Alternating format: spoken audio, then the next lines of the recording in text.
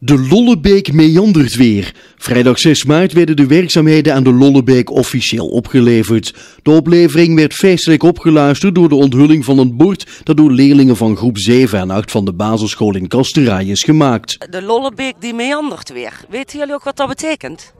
Ja, dat is zeg maar dat hij weer kronkelt.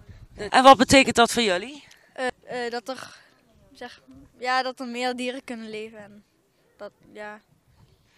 Kun jij daar antwoord op geven? Want als de beek weer kronkelt, dan komen er ook wel meer dieren. En dat is ook wel mooi voor het landschap. En dan is het ook leuker om hier te wandelen.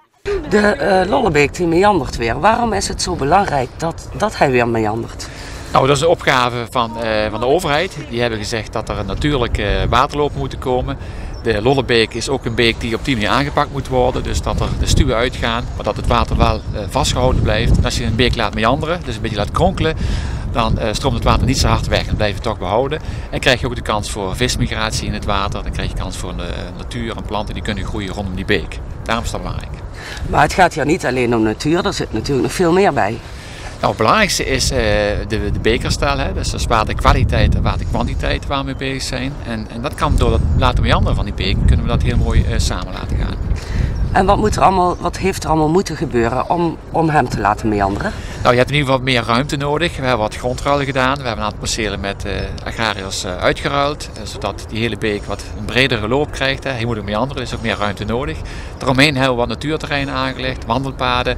Zodat het zowel voor de natuur, voor het water, maar ook voor de mens, om ervan te kunnen genieten, om daarin te kunnen recreëren, hebben we daar een heleboel dingen veranderd. En jullie zijn er ongeveer een jaar mee bezig geweest. Is het allemaal vlekkeloos verlopen? Ja, de uitvoering heeft het afgelopen jaar plaatsgevonden, maar de voorbereiding die was al veel langer. Maar het heeft eigenlijk allemaal prima gelopen.